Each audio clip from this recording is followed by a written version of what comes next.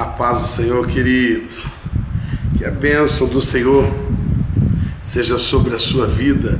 Hoje, dia 30 de março de 2021, dia 30, manhã maravilhosa, manhã que o Senhor nos concede com a bênção dele, uma manhã como eu acredito que há bastante tempo a gente não via, pelo menos nós aqui de Santo Antônio da Platina, uma cidade quente, nós já fazíamos, eu acredito que vários meses que a gente não via essa cerraçãozinha, o dia aparecendo tímido como apareceu hoje, meio fresquinho, deu até saudade da questão do inverno, não é? Se bem que foi uma saudade que passa rápido, pelo menos para quem gosta do verão, não é?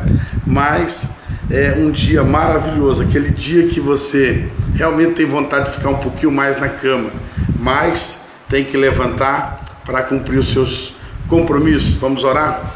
Vamos orar para falar com Deus e também ouvir a palavra dele por intermédio da palavra do Senhor, Romanos capítulo 6 hoje. Vamos então falar com Deus e já estamos prontos para ler a Bíblia e trazer uma edificação ao seu coração. Pai eterno, Deus soberano, nós estamos felizes porque esta foi a manhã que o Senhor nos concedeu. Obrigado pelos livramentos, obrigado por guardar as nossas vidas, casas, por guardar a nossa família, por termos, ó Deus, esse dia tão gostoso, maravilhoso, esse dia que, ó Deus, realmente se torna literalmente um dia bem refrescante.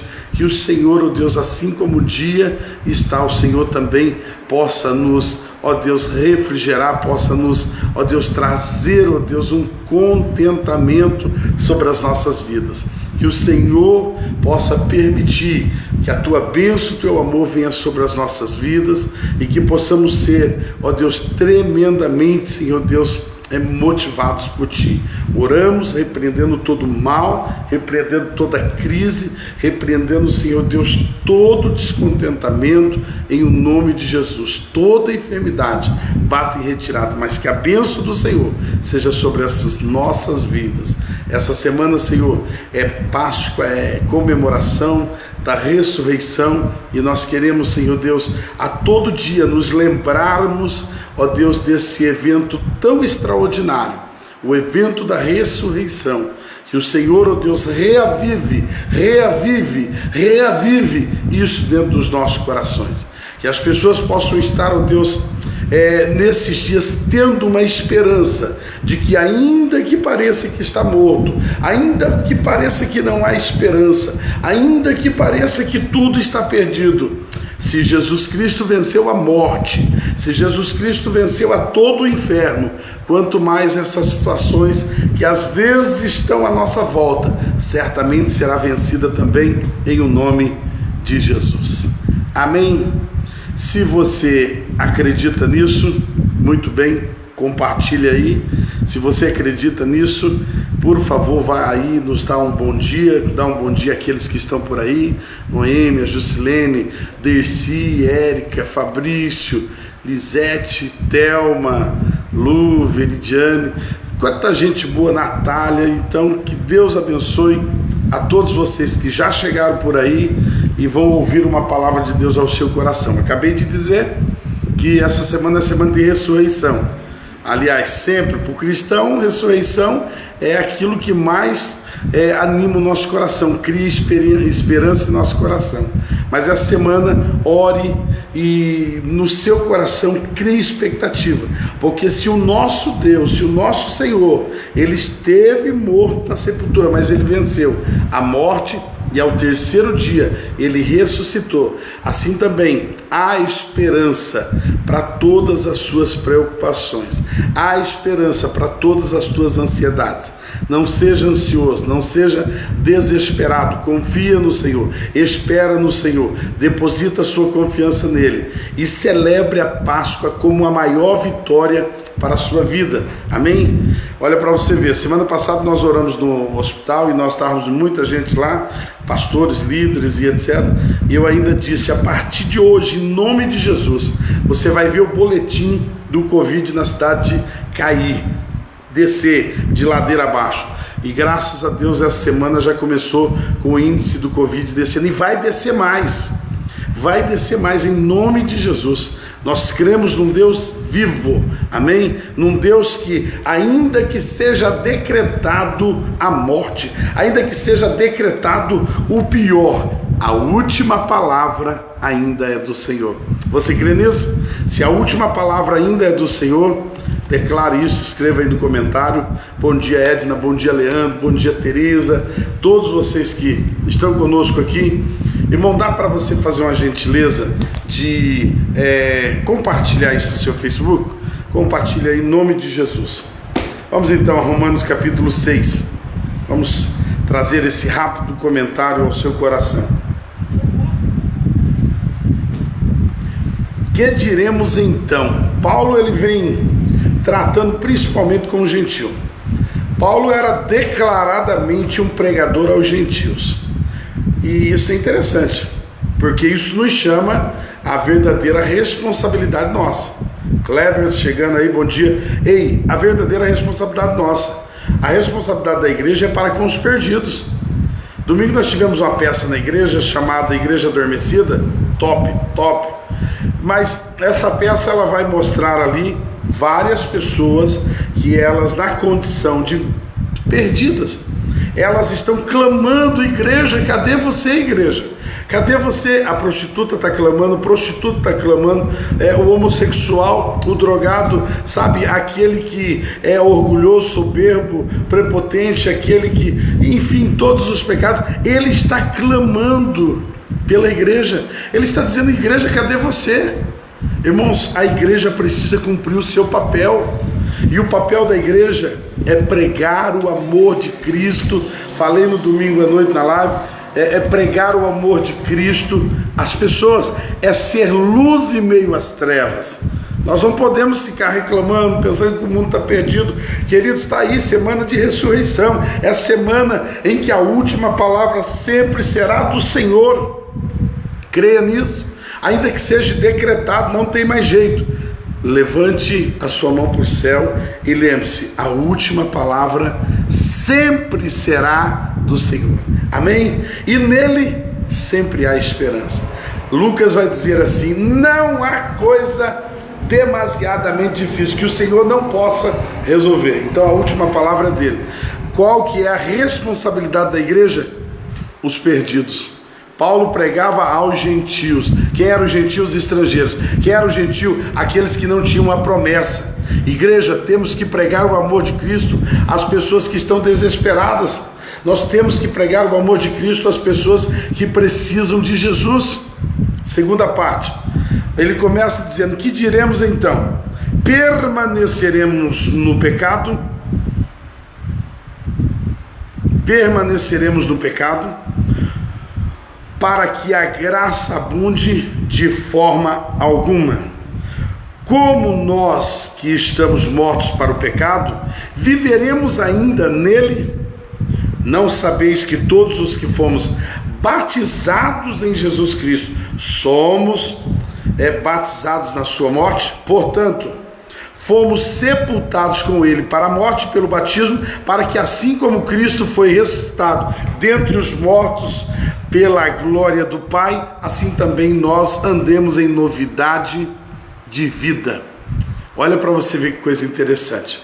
Aqui ele está dizendo uma coisa fenomenal. Você precisa tomar uma decisão. Ele começa dizendo assim: permaneceremos no pecado para que a graça abunde? Ou seja, permaneceremos no pecado, sabe, com a consciência de que não queremos a graça do Senhor? Ou nós tomaremos uma decisão do qual eu quero Cristo como meu Senhor? Eu acredito que muitos que estão comigo aqui agora de manhã, Lílias, Silas e outros muitos que já entraram aí, nós já demos um oi. Ei, eu acredito que a maioria que estão aqui já decidiram Jesus para ser o Senhor, mas todos nós conhecemos alguém que não decidiu a sua vida para Jesus. Este precisa decidir ainda. Este precisa decidir. E é nosso papel levar a palavra. E se você está aqui e ainda não decidiu Jesus para ser o Senhor, muito bem-vindo. Hoje, se no seu coração você disser assim: Jesus é o meu Senhor, e com a sua boca profetizar, proferir, dizer: Jesus é o meu Senhor, eu creio em Jesus como meu Salvador, se você fizer isso, você está salvo. Você faz parte de um povo remido, você faz parte de um povo que decidiu morrer para esse mundo. A terceira coisa então que nós vamos falar aqui é a respeito do que Paulo assinala como sendo essencial. Não tem como você entrar na dimensão da graça, porque Paulo vem falando de pecado. Você lembra? Capítulo 1, 2, 3, 4, 5, agora capítulo 6, pecado, culpabilidade, a inclinação do homem ao pecado. O homem foi inclinado ao pecado.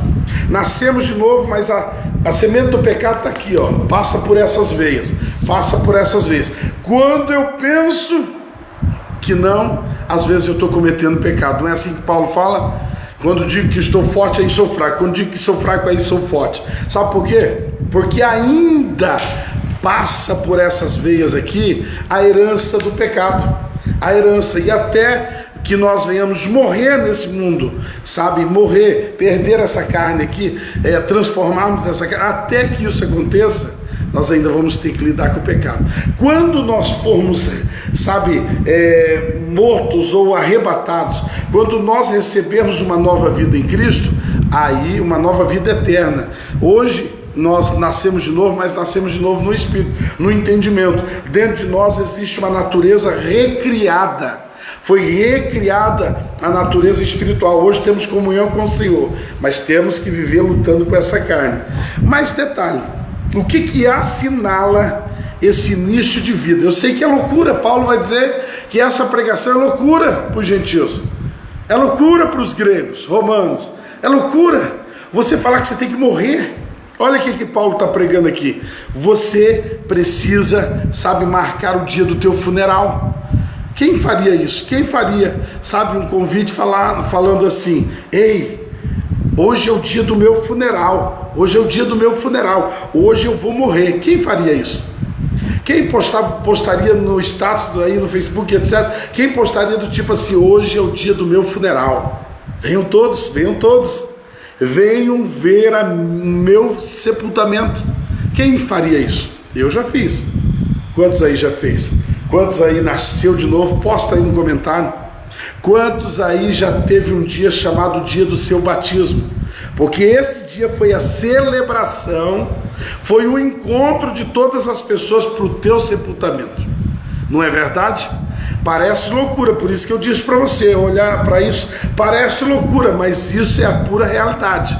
Você precisa morrer para o pecado. E o batismo simboliza, o batismo no mundo literal, ele enfatiza o morrer para esse mundo. Quantos aí já morreram para esse mundo? Escreve aí: eu já morri para esse mundo, eu já fui batizado. Se lembrar o dia do teu batismo, posta aí,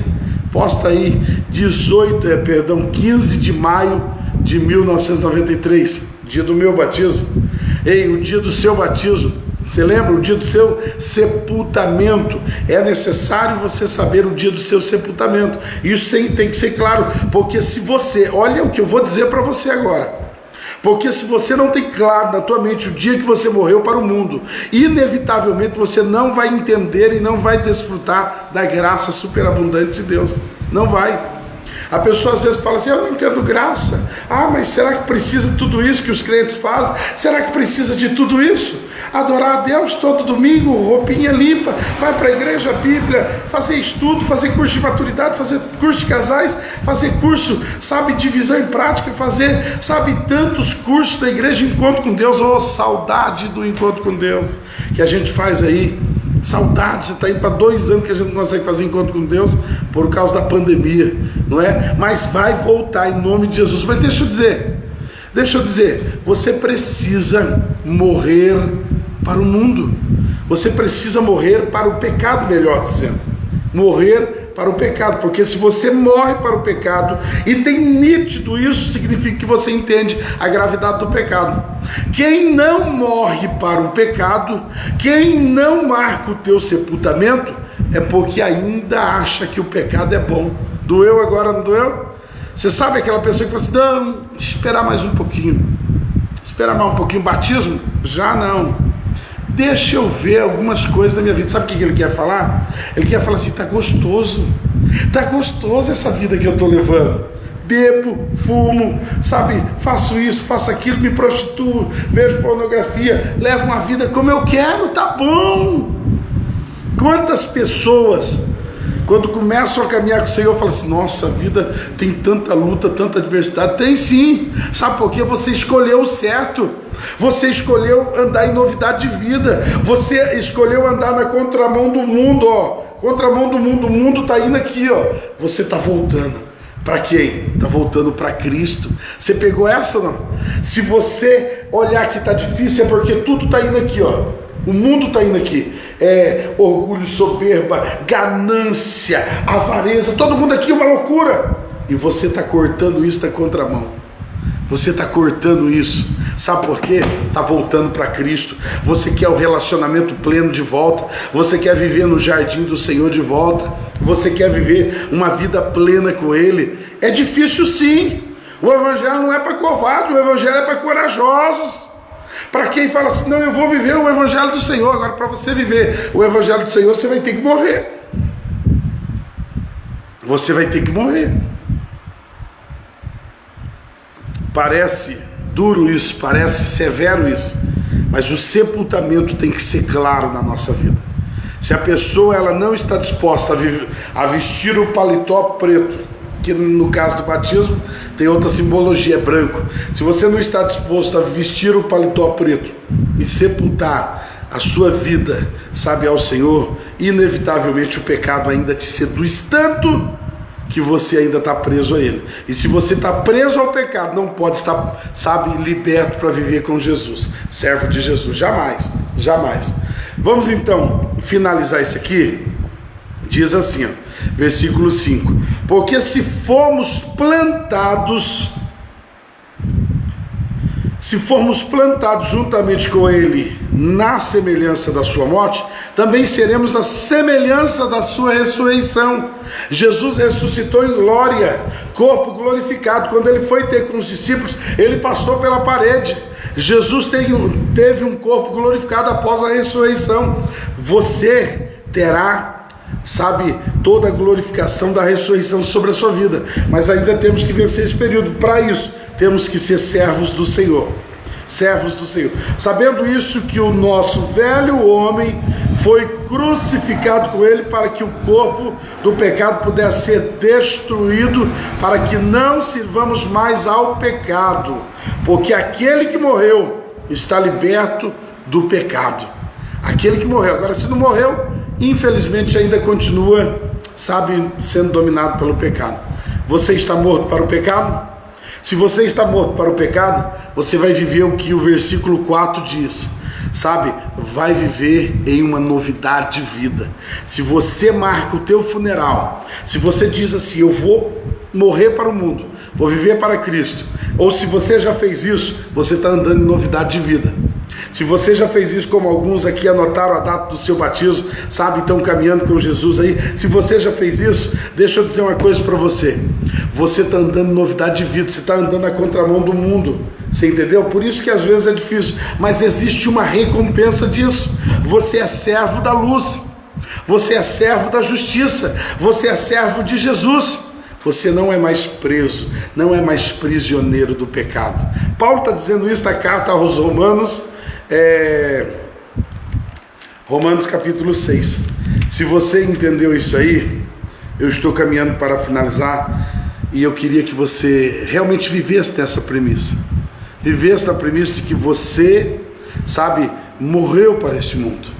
Agora, o morrer para este mundo não quer dizer que você não vai ter mais pecado. Eu já escutei de dezenas de pessoas falando assim: pastor, eu não me batizo porque ainda tem um pecado que me seduz. Eu ainda não tenho consciência que não vou pecar mais. E quem me disse que nós que batizamos não pecamos mais? Quando você se batiza, quando tem o teu batismo, é marcado o teu funeral, você está celebrando ali a morte tua para o pecado. Mas para o pecado original, pecado de Adão, a herança que nós recebemos, inevitavelmente recebemos do nosso pai Adão. Nós estamos morrendo para isso. Eu já expliquei em outras aulas para você que você está recebendo perdão, estão arrancando a dívida de sobre você. A dívida do pecado original está sendo arrancada de cima de você. E também você está recebendo justificação, que é mais do que ser perdoado. Justificação que é ser novamente colocado como uma pessoa inocente. Você não teve, é como se você não tivesse tido dívida. Tudo foi arrancado e a credibilidade hoje está em seu nome. O Senhor devolveu a autoridade sobre a sua vida. Uau, isso é maravilhoso, é maravilhoso. Agora, para você viver isso, você tem que marcar o seu funeral. Depois disso, você vai continuar pecando? Vai, porque ainda tem a semente do pecado no nosso corpo. Mas nós vamos andar em novidade de vida. Todos os dias nós vamos vencer alguma coisa. Você vai ver que é um caminhar com Cristo. A santificação é um processo que dura, guarda isso. A santificação é o processo que começa no dia do teu sepultamento. Qual o dia do sepultamento? Dia do batismo. No dia do teu batismo começa o processo da santificação e vai até o dia do encontro que você terá com Jesus Cristo, ou seja, pela morte e ressurreição, ou seja, pelo arrebatamento, que não vai passar pela morte daí. Quando você encontrar com o Senhor, você terminou o processo da santificação. É um processo, você entendeu? A regeneração é instantânea. Você nasceu de novo no momento que aceitou Jesus.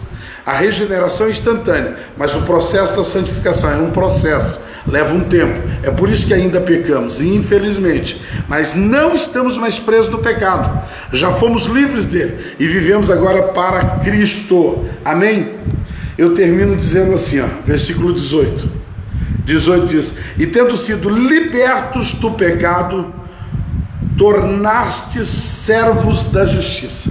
Agora você é servo da justiça. Você já viu que às vezes tem aquela situação que o camarada faz, apronta e tal? Irmão, ele ainda é escravo do pecado, é direito dele. Deixa o cara pecar, o cara se prostitui, o cara faz rouba tal, é direito dele.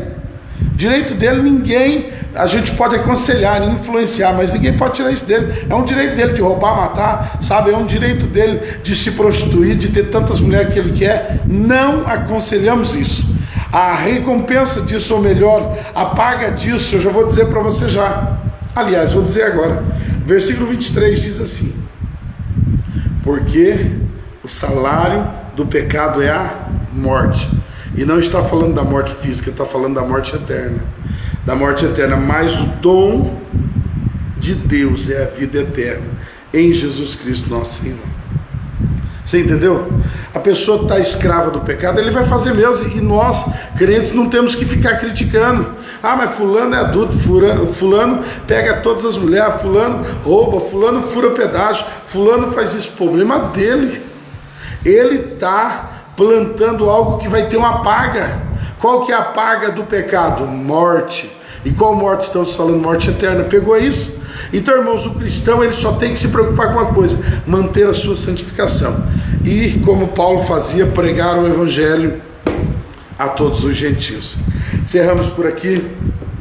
Eu quero novamente orar com você e dizer que é muito melhor nós sermos, sabe, fiéis ao Senhor, muito melhor, porque aquele que serve ao pecado, o salário do pecado é a morte.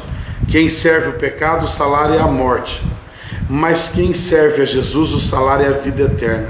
Olha como vale a pena servir a Deus. Amém? Vamos lá, mais uma semana, vamos romper com isso. Essa semana continua, tem decreto novo chegando por aí. Ore, hoje tem uma reunião aí do Covid na cidade.